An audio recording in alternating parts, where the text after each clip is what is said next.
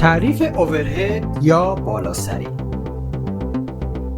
از کف بالاترین توقف تا زیر سقف چاه رو اوورهد یا بالاسری میگیم. برای اینکه بخوایم این اندازه رو محاسبه بکنیم یک پیش شرط مهم داره. ابتدا یک فاصله هوایی بین قاب وزنه و بافر وجود داره و بعد از اون بحث فشردگی بافر رو داریم که اگه بافرمون پلیورتان باشه به اندازه 90% ارتفاع بافر فشرده میشه و اگه بافرمون هیدرولیک باشه به اندازه استروک نوشته شده بر روی بافر فشرده میشه. بعد از اینکه این اتفاق افتاد میریم بالا و 4 وضعیت مهم بالا رو بررسی میکنیم که وضعیت اول طول اضافه ریل راهنما هستش. بعد از اینکه فشردگی اتفاق افتاد از روی کفشک تا انتهای ریل باید 1/10 به علاوه 35,000 وی2 فاصله داشته باشیم که توی سرعت‌های 1 متر میشه تقریبا 13.5، توی سرعت‌های 1.6 میشه 19 سانتی متر و تو سرعت‌های 2 متر میشه تقریبا 24 سانتی متر. تا حالا توجه کردید این 35,000 وی2 چیه؟ 35,000 وی2 همون پرشه.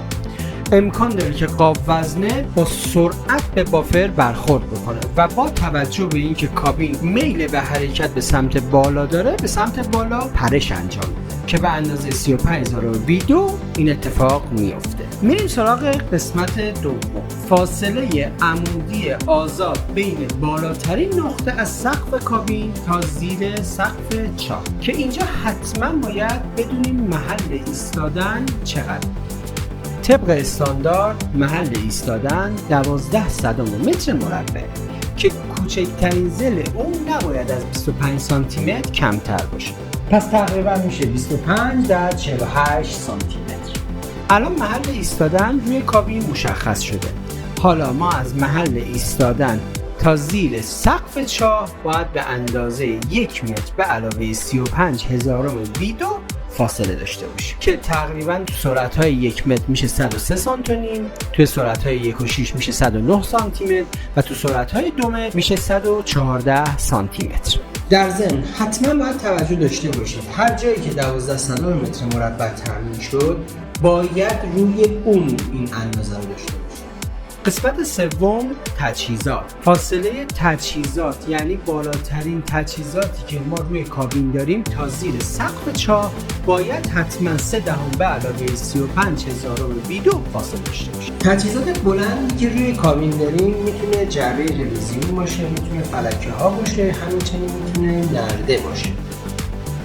نرده رو کی نصب میکنیم؟ نرده رو وقتی وصل میکنیم که فاصله کابین اون تا دیوار بیشتر از 30 سانتی متر باشه. ولی حواستون باشه اگه این فاصله از 85 سانتی متر کمتر باشه 70 سانتی متر نرده میخوایم و اگه از 85 سانتی متر بیشتر باشه 110 سانتی متر نرده لازم داریم و اون 3/10 به علاوه 35,000 وی2 رو بعد از اینکه ارتفاع نرده مشخص شد از روی نرده تا زیر سقف حساب میکنیم.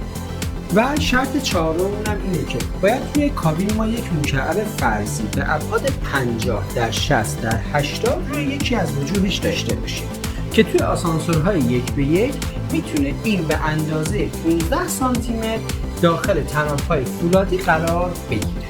حتما باید توجه داشته باشید که اندازه هایی گفته شده حداقل ها می باشد. از این کمتر نمیتواند باشد ولی از این هر چقدر بیشتر باشد بهتر است.